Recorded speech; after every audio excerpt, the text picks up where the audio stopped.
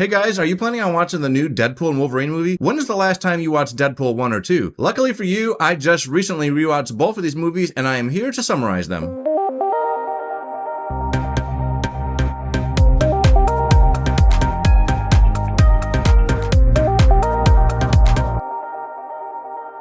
Let's start with Deadpool 1. Wade Wilson is a freelance mercenary who takes any kind of work he can to pay the bills. That includes threatening stalkers, but everything changes when he falls in love with Vanessa, a stripper with a mouth almost as foul as his. The two really hit it off, and one day he finds out he has terminal cancer. Desperate to fix himself, he takes up the offer of a mysterious stranger who promises that he can make him better. This is where we meet Ajax, a man who is running a dark operation of using extreme pain and torture to force a mutation in people with the dormant mutant gene. On the surface, he pitches this as a cure, but in reality, he's planning on using these people, fitting them with collars, and selling them into servitude. Wade's mutation does eventually work, and he ends up looking just like Freddy Krueger, and not in the fun way. Pissed off, he sets off on a revenge story, trying to force Ajax to fix him, only to find out that he can't be fixed. He kills the prick, and then shows Vanessa his new ugly face. She loves him so much that she accepts the way he now looks, and she even says that with a few drinks, I wouldn't mind sitting on that face. That's love.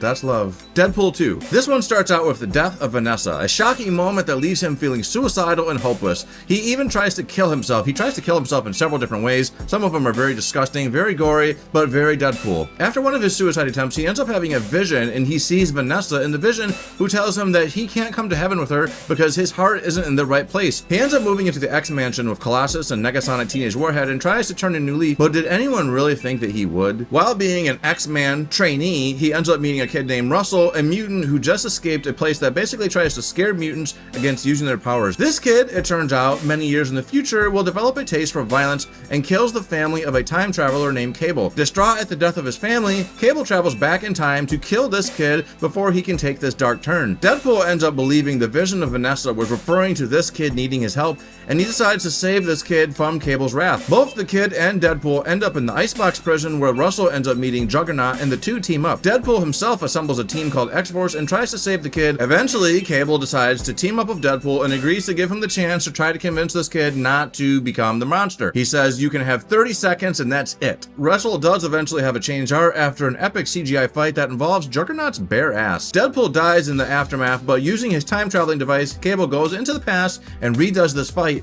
this time saving Deadpool's life. In the end credits, we see Deadpool using Cable's time device to go back in the past and save Vanessa, stop Ryan Reynolds from making Green Lantern, and he even tells a younger Wolverine that I'm going to call on you one day, and when I call on you, you must join up with me. Deadpool and Wolverine is finally here. We are finally going to get to see Wolverine wearing his classic iconic costume, as well as seeing Wade Wilson and mutants joining the MCU. Is this movie going to be everything that we're hoping for? That remains to be seen, but look out for my review coming out tomorrow. If you thought this was a helpful video, please like this video, and if you want to hear more things from me, subscribe to this channel. Later.